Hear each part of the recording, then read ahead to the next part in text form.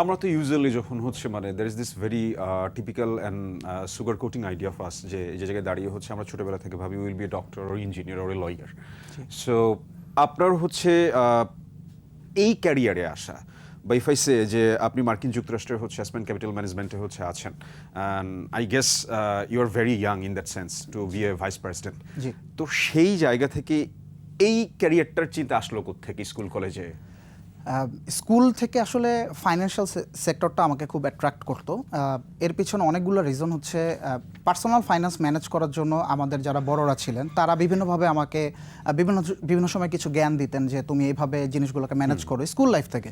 তো তখন থেকে আসলে ইন্টারেস্টেড হয়ে পড়ি যে আসলে ফাইন্যান্সিয়াল সেক্টরটাতে যদি আমি ইনভলভ হই তাহলে আসলে যে কোনো জায়গাতে যে কোনো অর্গানাইজেশন, সেটা ব্যাকগ্রাউন্ড যদি সেটা হয় কেমিস্ট্রি হয়, বায়োলজি হয় বা যে কোনো সাবজেক্ট হোক না কিসের জন্য, সেই ইন্ডাস্ট্রিতে যদি আমি ইনভলভ হই ওখানে কোনো না কোনো সেক্টরে ফাইন্যান্সের ইনভলভমেন্ট আছে।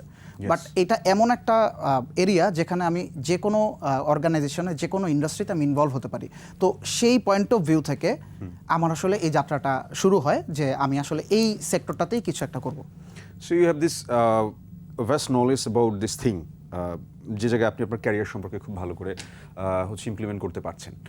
আমি যদি এই জিনিসটা একেবারে আমরা যারা সাধারণ জনগণ আছি, আমি হচ্ছে I was not an accounting student, আমি সায়েন্সে ছিলাম। সো আমি আসলে এই টার্মস অ্যান্ড কন্ডিশনগুলো জানি না। তো আমি সাধারণ মানুষের বোঝার সুবিধার্থে যদি বলি, বা যারা হচ্ছে স্কুল কলেজ গোয়িং আছে তারা যদি আসলে এই ক্যারিয়ারে আসতে চায়, তাদের জন্য সহজে আপনার কি মেসেজ হবে যে if you want to manage your wealth and everything, then you can take this profession?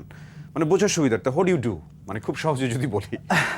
আসলে ফাইন্যান্সিয়াল সেক্টরটাকে খুব সহজে বলা একটু ডিফিকাল্ট, তারপরও আমি যতটুকু বোঝানো সম্ভব হবে স্বাভাবিকভাবে, সেটা হচ্ছে বেসিকলি বাংলাদেশের মানুষ বা যে কোনো যারা ফাইন্যান্সিয়ালি ওরকম অ্যাকনলেজ না যে আসলে কীভাবে প্রসেসগুলো চলে, তারা আসলে খরচ এবং ইনকামের যে ডিফারেন্সটা এটা আসলে পারফেক্টলি বুঝতে পারে না। সামটাইমস কিছু খরচ আছে যেগুলো আসলে ইনভেস্টমেন্ট, কিছু ইনভেস্টমেন্ট আছে যেটা অ্যাকচুয়ালি খরচ।